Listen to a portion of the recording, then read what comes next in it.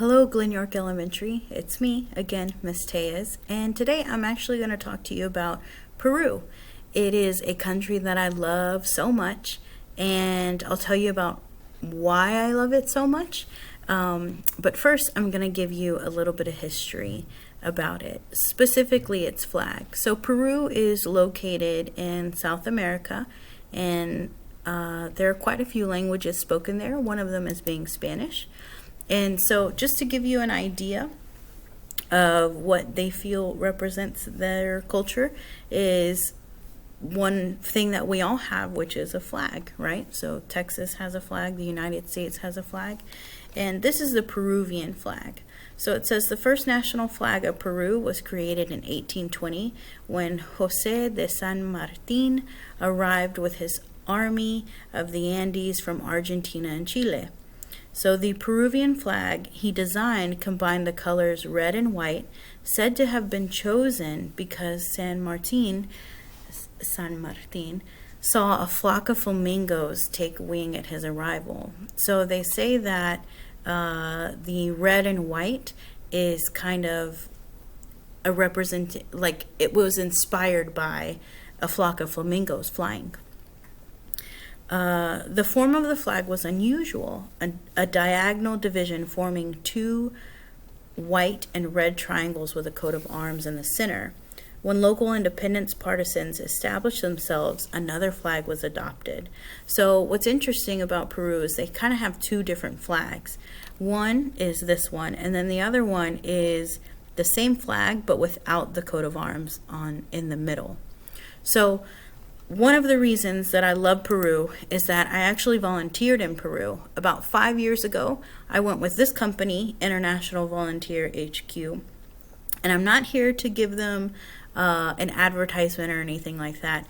I'm telling you this because when you get older, if you'd like to volunteer abroad in another country, there are so many countries you could go to help people out.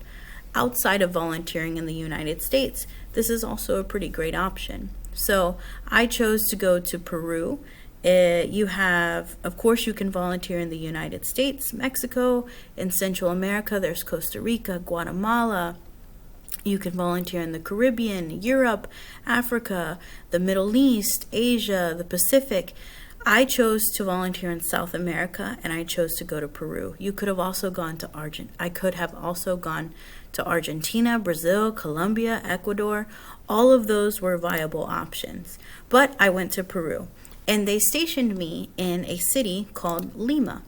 And in Lima, I lived with these two beautiful people right here, and I called them Mama and Papa, and they were my Peruvian mom and dad. These are their children. This is Elizabeth, and this is Oscar, and these are their children who are adults, but they lived with them as well.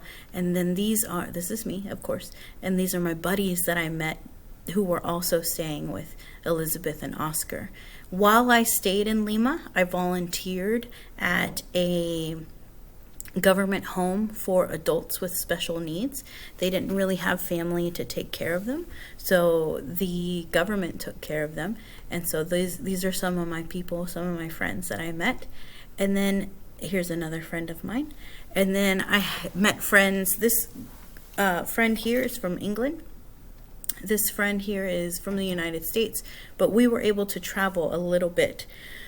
I wish that I would have stayed longer because there's so much that I wanted to see, like, of course, Machu Picchu and something called Rainbow Mountain, which I'll show you in a little bit. But I wasn't able to do that. I was only there for 2 weeks. One place I was able to go was to Huacachina. And Huacachina is this town which is an oasis in the middle of the desert. And it's surrounded by sand dunes that I know in this picture it doesn't look big, but it's huge. Also, this is me not knowing what to do with my hands in photos, which is a real thing. So you get in a dune buggy and your driver basically goes crazy and you go up and down these dunes. So these are tire tracks right here, right?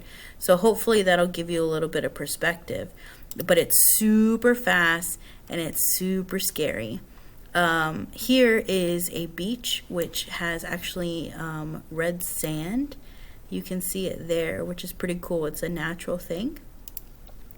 Oh, this is a snack that I love. It's called choripan, which is very common. It's like sausage with bread and delicious sauce. I know that it's available in other South American countries too.